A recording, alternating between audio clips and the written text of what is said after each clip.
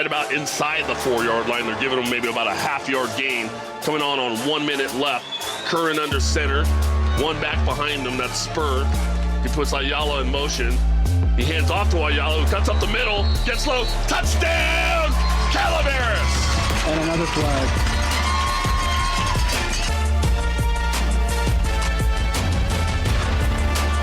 And in shotgun, slot receivers. He's looking to throw.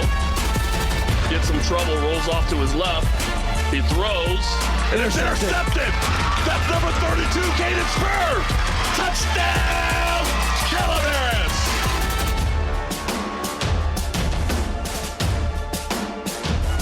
Calaveras has the ball. They're moving from our left to right. Curran under center, single back behind him. Puts the man in motion. That's Ayala. He gives it to Ayala, who cuts up the middle. He's got room. One man to beat.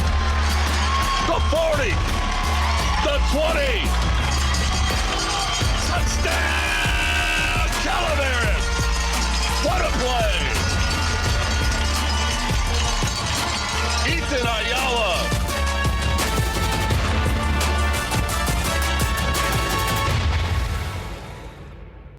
Welcome, everyone. Thank you for tuning in to Let's Talk Football with Coach Val. I'm your host, Gil Valtierra, the voice of Calaveras football. I'd like to welcome into the studio my guest, current president of the Calaveras Junior Redhawks program, also one of the co-founders of this new Calaveras flag football league that we're going to talk about today, and former Calaveras football player himself, Mr. Vince Montgomery, and former president of the Calaveras Junior Redhawks program, Mr. Quincy Dyson.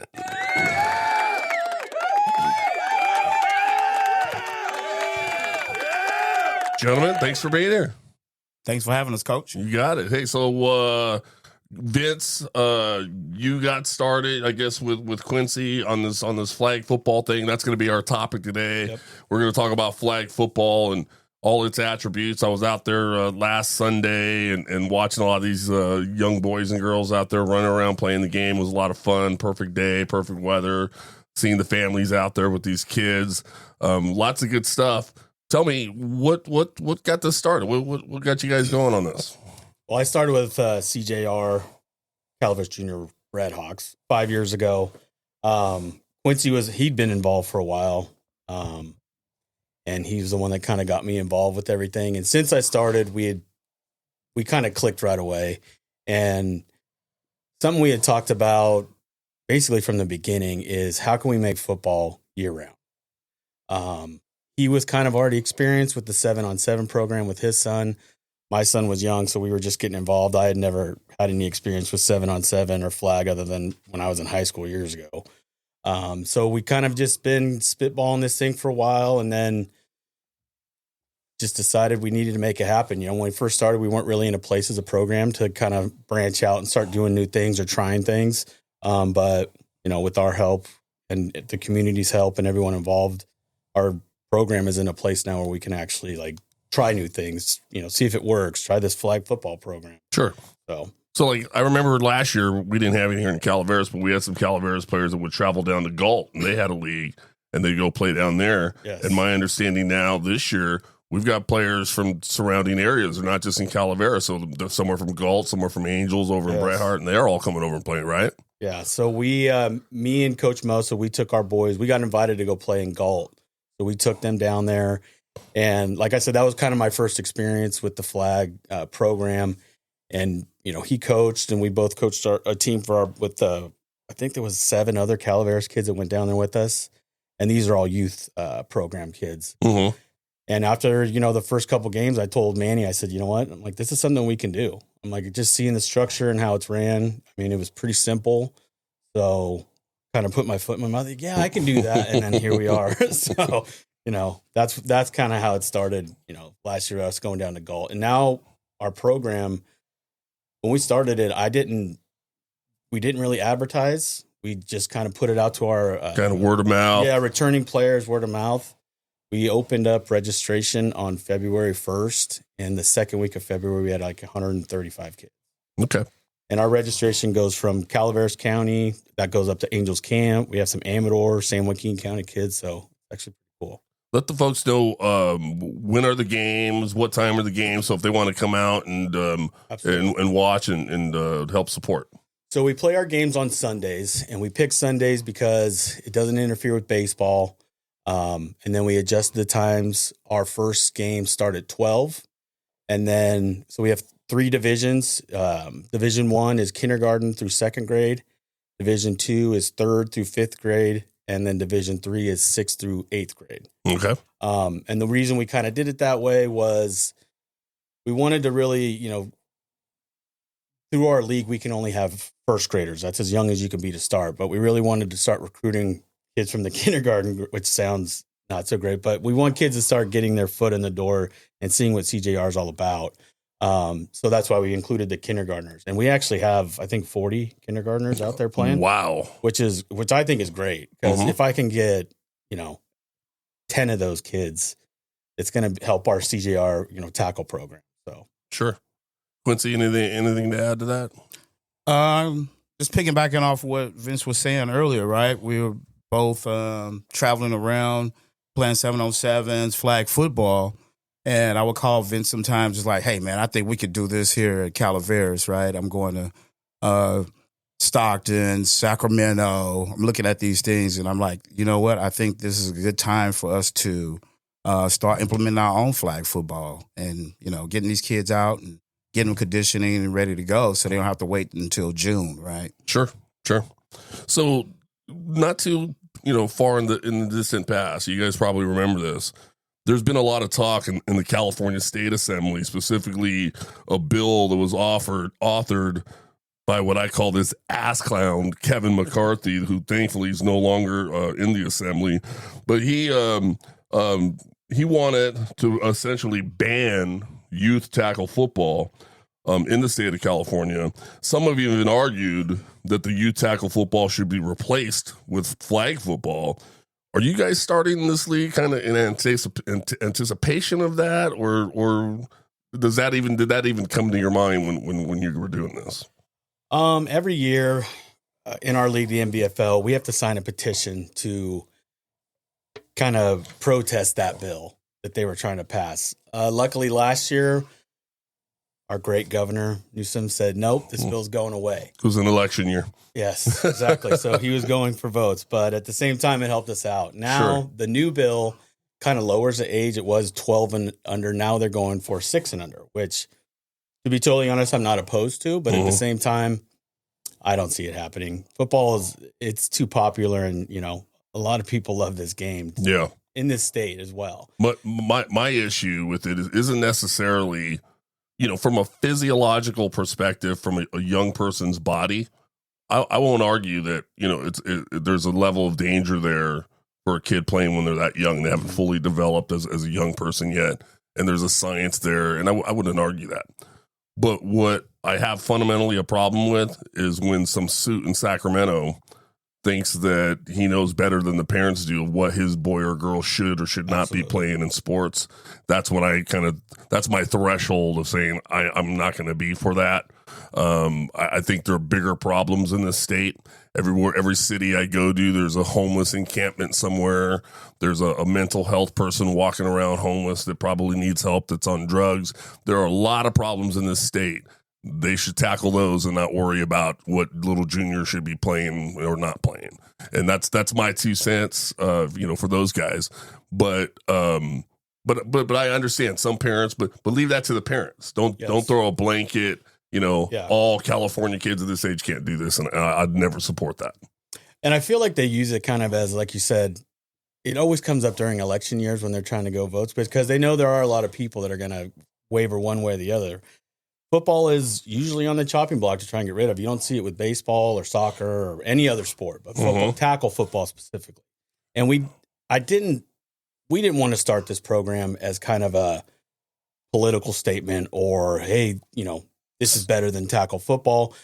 To be 100% transparent, we wanted to start the flag program, one, to keep these kids outside moving around. And this is used as a recruiting and a feeder program for our CJR tackle football program. Gets them to fall in love with the game, maybe. Absolutely. Now they definitely want to come out and play the normal football. Just like CJR is a 100% feeder program for Calaveras high school football, CJR flag football, it works in the same way. The sooner we can get these kids out here running our plays, learning our positions, that's going to make coaching easier. It's going to get these kids to fall.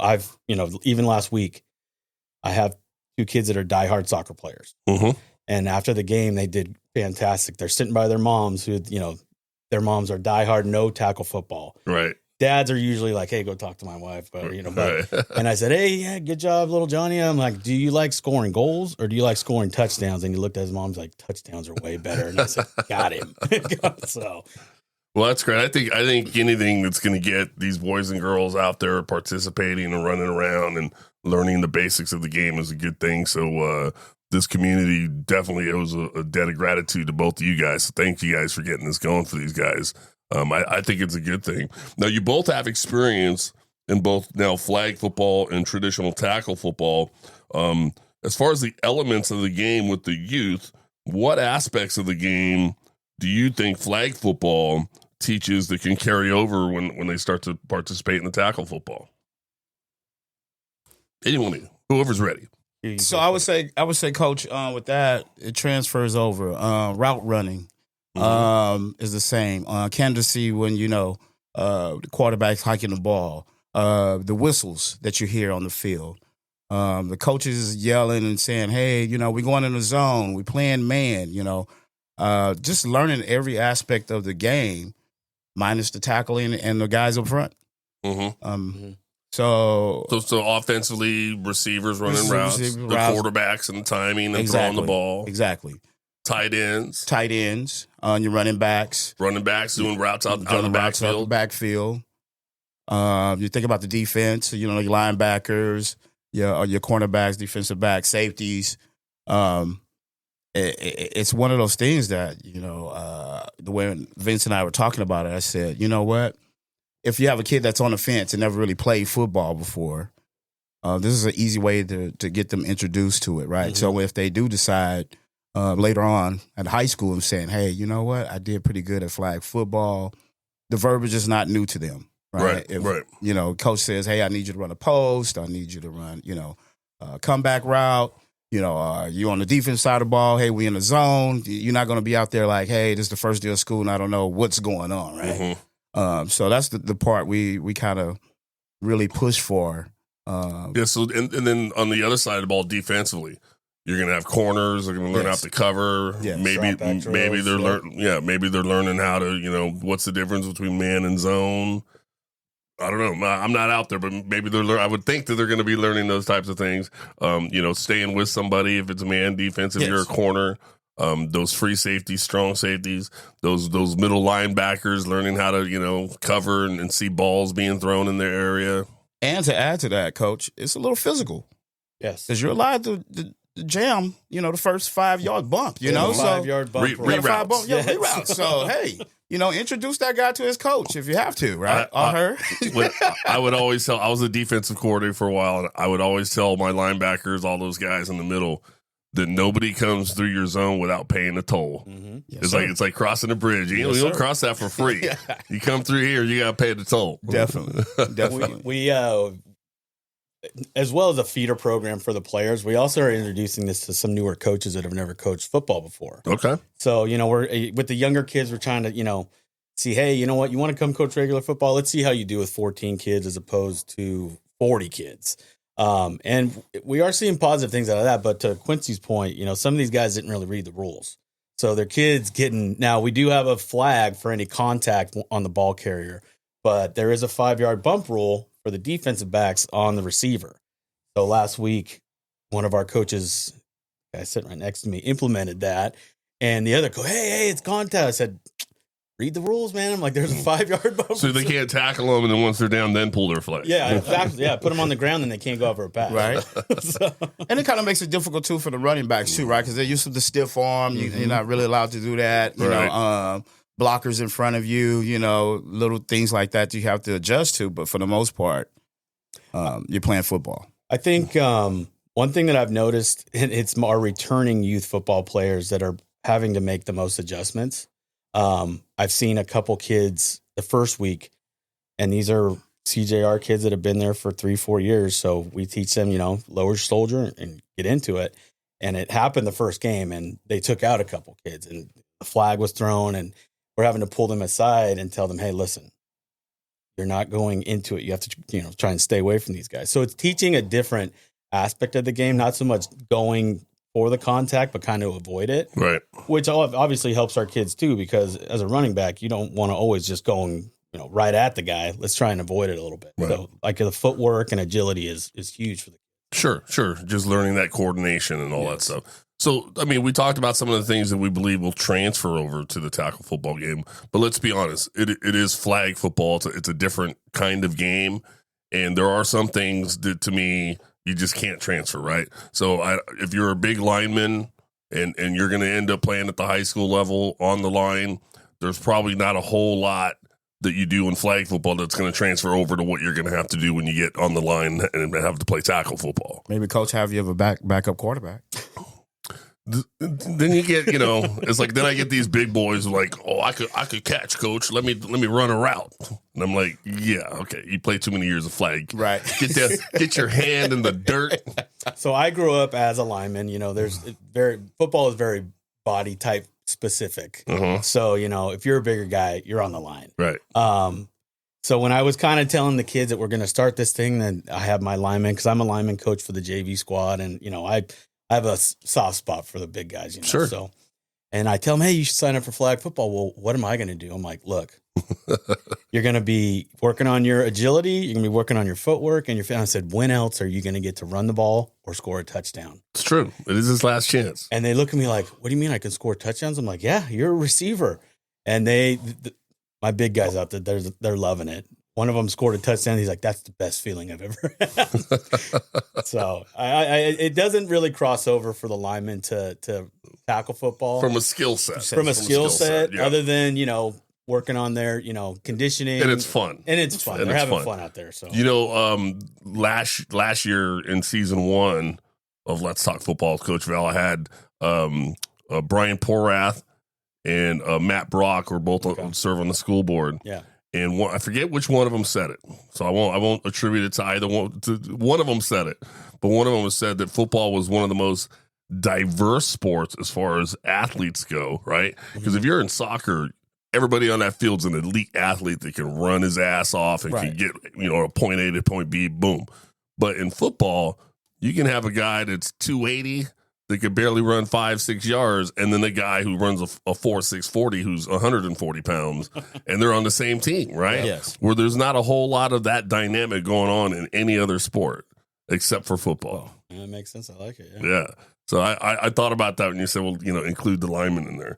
So let's play a little bit of devil's advocate here, because first of all, let me preface this with, I'm all for flag football. I played flag football when I was in junior high school. It was a lot of fun, right?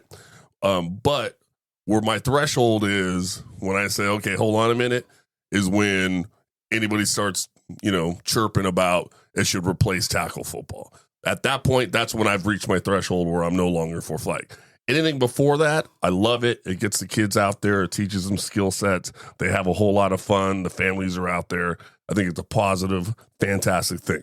So with all that being said, I wanted to preface with that. Let's talk a little bit about some of the effects if California's bill were to go through and they tried to, replace tackle football with that. One of the things, being a PA announcer at the youth games and being sitting up in the booth, I have that bird's eye view and advantage point of watching all these parents come in for one game and watching the game. Then they leave, and then there's a whole nother new set of parents come in watching the game, and there's 4 different games going on. And I'm like, hey, this is a nice little revenue builder for the program on a Saturday when they have a home game, right? And I start to think, wouldn't the gate suffer, though, if all of a sudden now most of that was taken away and then now there's just flag football? And would just as many people be flocking in and flocking out? What are your guys' thoughts? If we were to switch primarily to flag football, the program would definitely feel it. Now, that's just, and like you said, you see these parents coming in.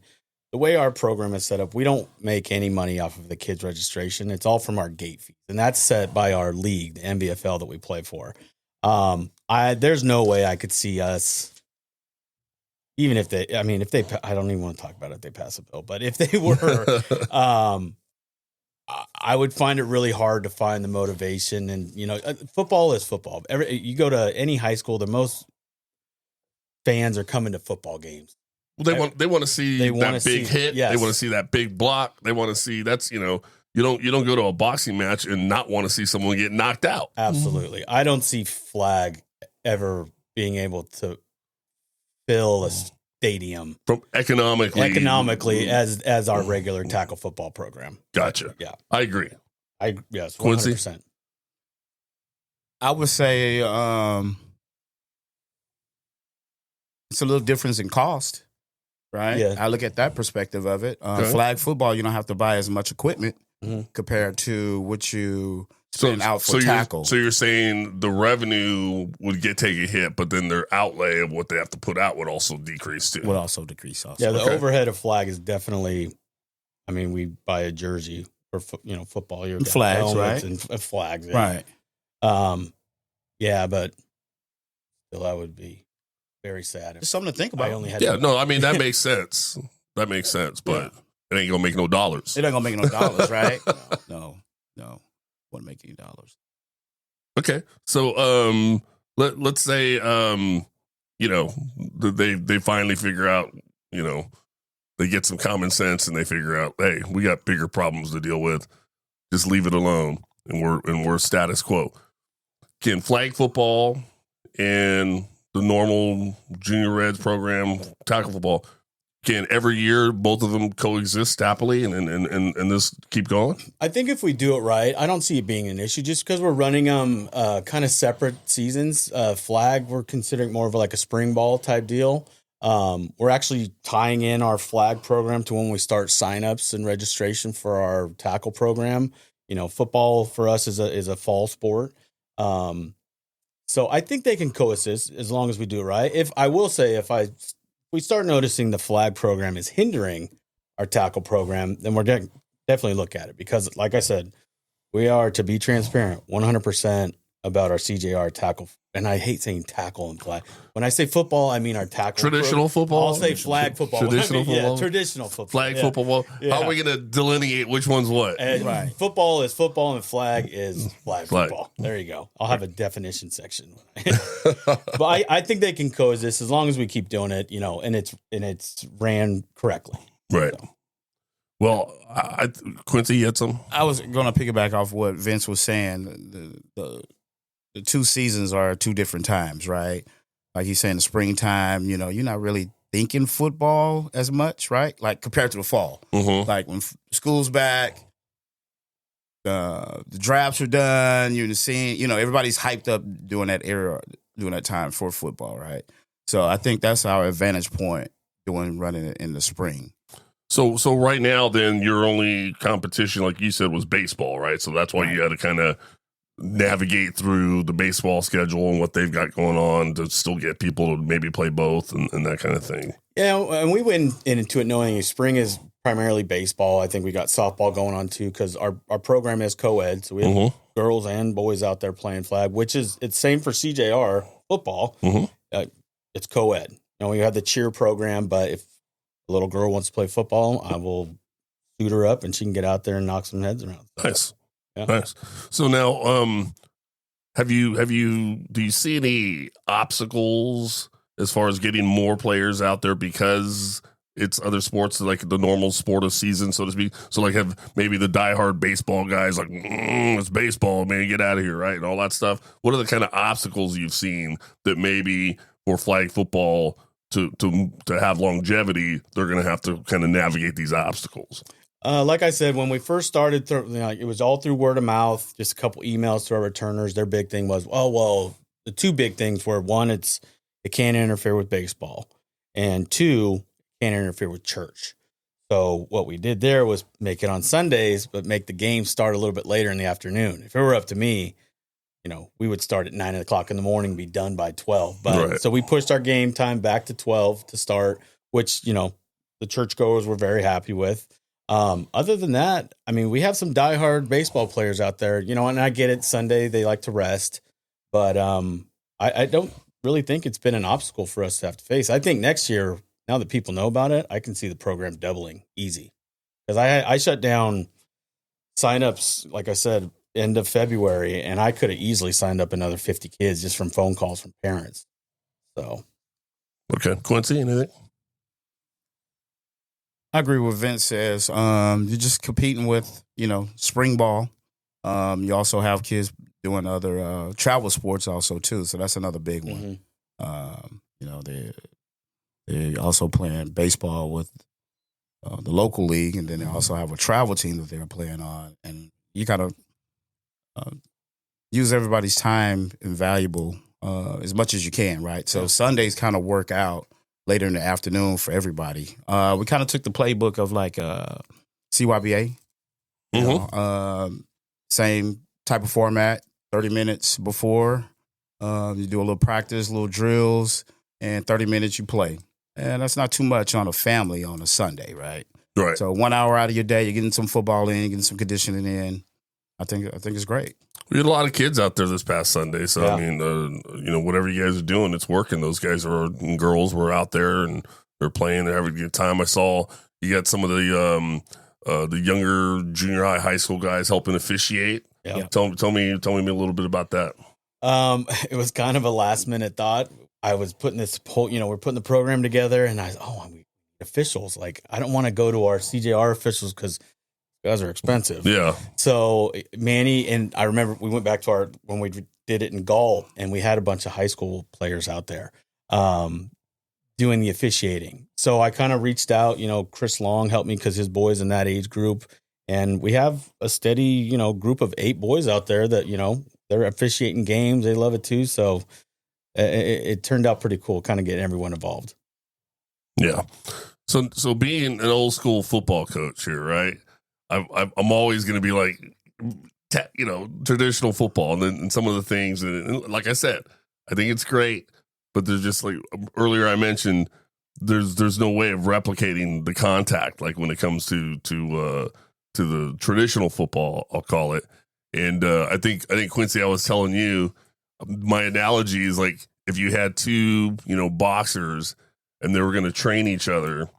And one boxer decided, for the next month, I'm going to train, but only from a cardiovascular perspective. I'm not going to spar. I'm not going to take any contact. I'm not going to take any blows.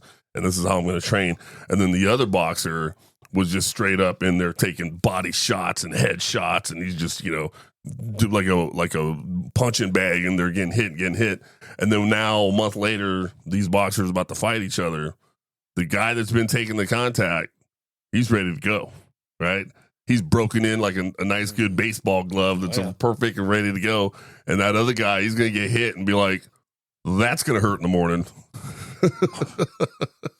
There's no real way to replicate the contact of football in any other way. Right. The one thing I can say, the advantage of flag is we have a lot of moms and parents, and not just moms, but parents that are intimidated by football because of the contact. Mm-hmm. The one thing that I can say is that they see, these professional games and college games, these guys, these big, huge hits, even in high school, big hits. The one advantage that flag gives us is that these parents get to see that their kids are going up against kids their own size, their own age. Mm-hmm. They see how fast they move. They see, and that's a huge thing too, because when you have a first grader and a first grader going head to head, there is a little bit of contact, but it's nothing like, as you gradually progress through football as you're aging up, it gets a little more faster, it gets a little more contact. Kids are getting bigger, faster and stronger. And that's one of the big advantages of flag is that parents see, hey, my kid's going to be going up against another kid his own size. Granted, there's no way for us to replicate contact. Now, with that being said, I know in traditional football in the youth league, there's weight limits and the guys weigh in, all that stuff. Is there anything like that with the flag? There's nothing like that with the flag.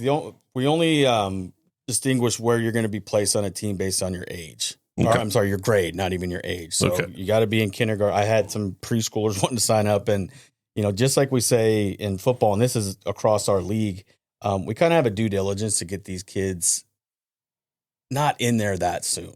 I mean, we've had kids that want to sign up in kindergarten for regular football, and we tell them no. I just think, there's, like you said earlier, there's an age when they should start. I don't think there's any time too soon to start teaching fundamentals of football because that's going to help you throughout. But having someone start a little too young is we're kind of against that. So I mean, you could then in flag football, you mentioned some of the guys that are normally going to be on the line, come have some fun, all that kind of stuff. So theoretically, you could have, 2 fourth graders out there and one 70 pounds and the other one's 140. Oh yeah. And the 140 is running the ball and that 70 pounder's got to go try to get his flag off, Yes, right? yeah. So that's theoretically could happen. Absolutely. It happens every Sunday so far. Okay. They are the bigger kids. They are a little easier to pull their flags.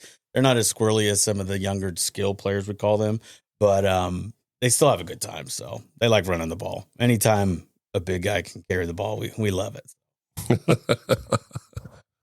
Well, to me, I understand, mitigating danger and moms being concerns about their kids. Quincy, I think you got to go and give it some. I'm thinking about the analogy you gave earlier about the boxing, right? The person, Right.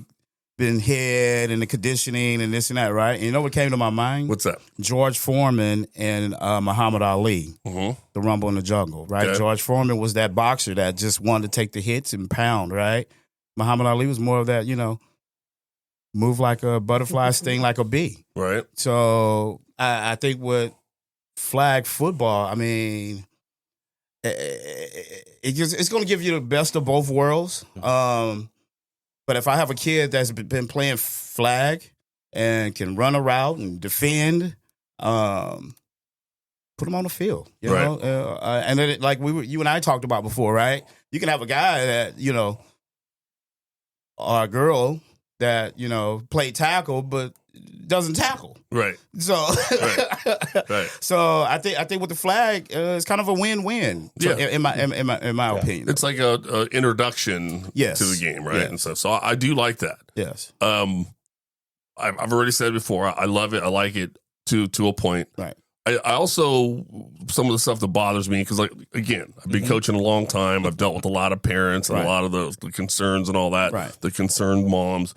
This whole trying to water down danger, trying to eliminate and remove the danger. And to me, I think it's ill-gotten. It's energy in the wrong spots. I think we need to be preparing our children for danger, how to deal with it, how to mitigate it. Don't shield them and shelter them from it, because guess what? At some point, they're going to be off on their own. They're going to have to deal with it. I would say with the tackle, from just my experience, the lower levels aren't hitting that hard, right? You get a little bruise, a little bump, right? I think once you get up towards the 7th and 8th grade, bodies change, the games gets faster. Then you can see that change and that shift of like, oh, these hits are really big hits, right? And then when he gets to high school, he gets faster and stronger, and same thing, right? But I as a parent, my son plays football for the high school, and my thought process was, he was a soccer player at the beginning. And I told him, I said, hey, if you want to play football, that's your decision. It's not going to be my decision, right? Let me know when you're ready, right? So I want to say around 4th, 5th grade, his friends were like, hey, try this helmet on. He put the helmet on, and the rest was history, right? And I didn't really worry about it after that. And yes, and did I see the movie? Yes. My wife is in the medical field, and we talked about it. But I'm like, if that athlete wants to do it, it's up to us coaches to prepare them for battle on the field. Right? You mitigate danger. You don't try to eliminate. You don't try to eliminate it, because correct. you can't. We live in a dangerous world. We do, right? And to me, at least then make moves based on education and knowledge, not on your sentiment. Yes. Well, this is how I feel. Yes. Well, yeah, but how you feel doesn't match with what the data says and what the numbers says. Right. We did an episode last season with the Pop Warner football, and the numbers were showing there's more kids at that age level getting hurt from skating and skateboards and rollerblading and Dirt jumping bikes. off their trampolines and dirt bikes. Yeah. And all the years that I coached at Calaveras, I always called them, non-football related injuries. How many times are guys, out for the year because they crashed their dirt bike? Yep. Or they were out on the lake and they did something stupid out on the lake, and it had nothing to do with football, right? So there are so many other things in life that can hurt that kid other than this, is our energy really being spent in the right spot? I'll give you a couple examples that I want to share with you. So, like, to me, trying to water down danger, right? So what are we going to do with boxing? You take the gloves off, some slap fight? Come on. No. Ain't nobody want to watch. What are you, Will Smith? Yeah. Right? Right. Ain't nobody want to watch two men slapping each other. Not at all. Okay? Not too many years ago when I was coaching, these scientists or whatever it is in the weightlifting community, Right. they went through this phase. You guys might remember this. They went through a phase where don't have your athletes max out. They're trying to figure out how much they've been. Don't put the max weight on the bar. Mm-hmm. They could hurt themselves. And I'm like, what? Right. And so what do they do instead? They mathematically create an equation, an algorithm, create a chart that says, if you lift 135 pounds 5 times, that's the equivalent to lifting 185 once. So then 185 is your max. Wow. And I'm like, No. what? I'm like, listen. Just because you kiss 2 different girls and you'd rate as 5s, it ain't the same as kissing a 10.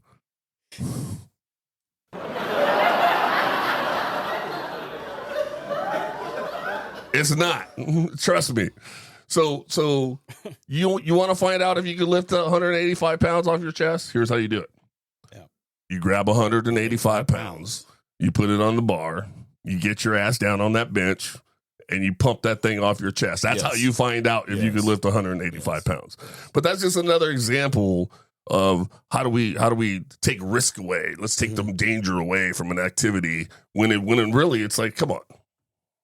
And also, Coach, since you said that, flag football is not much weight conditioning that needs to be done, right? That's true. That's another aspect of it, right? So if you tackle, you would definitely want to bulk up, be stronger, a little faster, right? Not saying you can't do that in flag, but it's a lot more of the conditioning, like you said, of putting that 185 pound. Do the D. Do the D. If yes. you're gonna get it done, show that you can get it done. Yes. Right. What you bring up an important point. Are there practices for the teams, or do they just show up on Sunday and they roll? So like Quincy was mentioned, we kind of use the CYBA, and I don't know if you're aware how they operate, where you show up 30 minutes before, you're there for an hour. So you practice for 30 minutes, and then your game is 30 minutes. So we kind of took that on where, the way we set it up, it's one day. It's only on Sundays. Kids show up 30 minutes before their game. They get to, get with their coach, work on a couple drills, and then they go right into their game. Now, some of our coaches are more competitive than others, so they do have practices. So I told the coaches, you guys want to get your team together on a weekday or on a Saturday, you're more than welcome. We're not going to limit you on practice time. And some of them definitely have taken advantage of that. But I love it. Like I said, if you want to go out there and start working drills on your own time, that's fine. Or you can show up 30 minutes before the game and practice, and you can definitely tell the teams that are practicing during the week. Mm-hmm. So now, can you both run and pass in flag football? Yes, you can. So you can run the ball, you can hand it off, and you can. So talk to us a little bit about the rules that probably are a little bit different than traditional football. So the style we're playing is technically it's a hybrid of 7-on-7 and flag. In our program, we have one quarterback, and the only real rule for him is he has to take the ball from the center. There has to be a snap or a handoff. You can do that, under center, at a gun, or you can just have the center turn around and hand it to him. Our center then becomes eligible, so you have 6 receivers going out. The quarterback at the older division, they have 4 seconds to get the ball off. And he can only run if he's blitzed by the defense. Now, the defense has to be 8 yards off the ball in order to blitz. So it does give him a little bit of time. And everyone was like, 4 seconds, that's too fast. But what it's doing is it's keeping the game moving. So you're not going out for we play from the 40-yard pass, every time. Mm-hmm. So it's definitely some different modified rules that it even took me a while to kind of get my head around. But for the most part, it's working out. I don't think it's going to interfere with the regular football rules too much for the kids that come over. So, okay. What about the first downs and all that stuff? Coach Quincy's a coach, so I think he feels it more than I do. I just stand there and what's going 40 in? What do you get? Is it a traditional 10 yards or getting to the 25-yard line? Okay, right. Anything inside the 10, you can't really run the ball anymore. Mm-hmm. Oh, okay. So that makes it a little bit of challenging. As for a coach, you just try to use as much of the field as you can, right? Mm-hmm. So, like you're saying, with 7 players, try to get them going side to side. From an offensive standpoint, like you say, you get your center guy involved in the game. It's just and creativity, right? I've seen a lot of creativity with the style of play that we have, right? And you have coaches like, well, I'm gonna do a double reverse. I'm like, okay, all right, that's pretty cool, right? Sure. The old school ladder play, little hook and ladder, you get a little Statue of Liberty in there. And these kids team has the hook and ladder down. Right? They ran that thing pretty clean. The annexation of Puerto Rico. Yeah, exactly, right? Hail Marys, kids love to jump over someone and say, "Oh, you just got topped." I seen a kid last week doing the gritty dance once he cut a touchdown. So I mean, it's a lot of the aspects of the game that you really enjoy.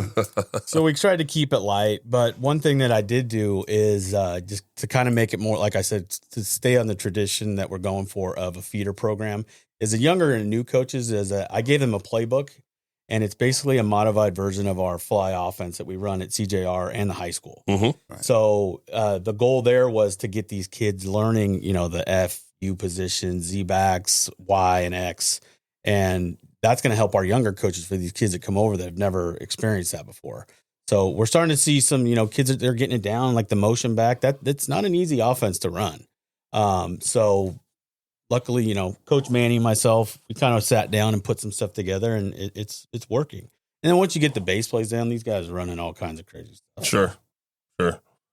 Oh, for your audience, I want to know, CYBA stands for Calaveras Youth Basketball Association. Gotcha. In case somebody says, hey, I don't know what that's at. CYBA. I don't know what that acronym means. Calaveras Youth Basketball Association. Correct. My daughters played in it back in the day. Okay. Now they're all married and grown and out of the house. So that tells you how long that organization has been around. Wow. So they've been around and they do a great job because they get these young people in the community out there playing and learning the basics of the game. That's it. And that's a perfect segue into kind of summarizing what we talked about here a little bit, which is, why flag football? To get these young people out there, get them introduced to the game. Maybe they thought about it. Maybe they were a little skittish, but this is going to help them. Maybe this isn't too bad. I had a lot of fun. And then maybe, like you said, it becomes kind of a recruiting tool that maybe you get players signed up for the traditional game with the Junior Redhawks program that maybe normally wouldn't have signed up. Yeah. And that's the best part of this whole thing is seeing the moms that were totally against football. Mm-hmm. And like, it reminds me of that movie, The Water Boy. Oh, football's not from the devil. Don't play no foosball. It's from my boy Bobby. So, I get those parents every year like, oh, I'm a little bit nervous and I'm, little Johnny, I don't want to, that's my baby. I get it. And then by the end Quincy, you say it way better. Yeah. Come on. Not my baby. I can't mimic that. Yeah. That's why I said we had to get it from the source. Absolutely. And then by the end of the season, they're in the stands, just diehard football moms. Go out, hit him. What do you do? So that's my payoff. Yeah. It's a lot of fun. We talked a little bit about the economics of it. We know flag football is not going to, replace the Junior Redhawk program, but hopefully enhance it. Absolutely. And being a nice little addition to getting newer kids out and get intro to the game. We talked a little bit about the pros and cons of, flag football. Some of the skill sets definitely can cross over to the traditional game. Some of it won't, and that's okay. It's not really meant to. It's just a different aspect of the game, and that's okay. When they get to Coach Anderson will coach them up, and he'll learn them up. Yep. That's definitely correct. Well, we're getting close to the end of our time here, guys. Before we do, any last comments or statements around flag football, or here we are, we're kind of headed towards Easter, towards the end of April here. Before you know it, flag's going to end. Speaking of that, when does it end? So we have 3 more games. Our last game, we're not going to have a game Easter Sunday, but on Sunday, May 4th, we're going to have our end of the year tournament. The 4 games leading up to this are kind of exhibitions to kind of see, every team gets to play every team. And then on May 4th, we will have like our big end of the year competition. So that'll be it starts at 11 and our last game starts at 4:00. Oh, wow. So it's going to be a long day, but it should be fun. I'm already kind of in football mode. I got all my gear and helmets in today. So I was talking to our board like, okay, Flag, let's transition. Let's get it. Yeah. That's a perfect segue. Let's transition to that. Yes. So then Flag ends here at the end of the month, beginning of May. Then we're next thing you know, we're into summer. And then tell us all now what's happening with the Calaveras Junior Red Hawk program, sign-ups, when all that begins. Give us a little info on all that. Sign-up started in March. Things are going pretty good. Like I said, I love football. I was a mediocre player. I love doing this side of it, kind of organizing and coordinating it. We're ready to go. Program's looking good. I think I got 30 across the board. Junior Nice. Novice, our young division. It's. I think I'm at about 12, but I got 3 more weeks to recruit for my Flag program. So we're gonna do good this year. I got 2 really good coaches at our younger level, and then obviously a good coach at our varsity level. But we got a couple Super Bowl titles to defend. So 3 out of the 4 programs? Yeah, 3 out of our 4 programs went to the Super Bowl last year, and we got 2 games. So I think that's pretty good program. That's a pretty darn good season. Yeah. And then to come back this next season, everybody in the league is going to know when they play Calaveras, tighten up that chin strap a little tighter because it's going to be a football game. We've already been meeting. We actually have a meeting tonight with the rest of our league, and us in Houston, those are the teams they're gunning for. So bring it. You got it. Can't wait to see it. Quincy, any last comments before we get going? I'm excited, Coach. Like you said, we're bridging that gap. This will turn into more fans on Friday night. Absolutely. Can't wait to do it. I want to thank you both. Thank you all out there for listening. Thanks to Vince Montgomery and Quincy Dyson for taking the time to come out to the studio and to spend some time with all our Calaveras faithful. Appreciate it, guys. Thank you for having us. Coach. It's You an got it. honor. If you're enjoying the podcast, please follow us on Instagram or Facebook at Let's Talk Football with Coach Val. Be sure to share the page with all your followers and friends. Remember that we will have 2 new episodes drop every month from now until August when the high school football season begins. And then we will start going every week during the football season. Until next time, we are out.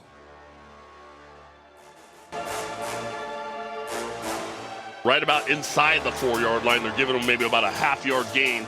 Coming on 1 minute left. Curran under center. 1 back behind them. That's Spur. He puts Ayala in motion. He hands off to Ayala, who cuts up the middle. Gets low. Touchdown! Calaveras! And another flag.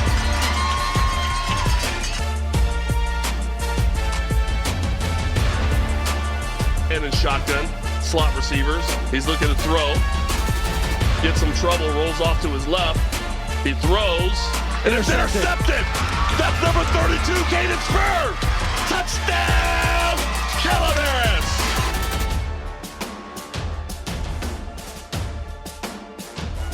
Calaveras has the ball. They're moving from our left to right. Curran under center, single back behind him. Puts a man in motion. That's Ayala. He gives it to Ayala, who cuts up the middle. He's got room. 1 man to beat. The 40, the 20, touchdown, Calaveras! What a play! Ethan Ayala.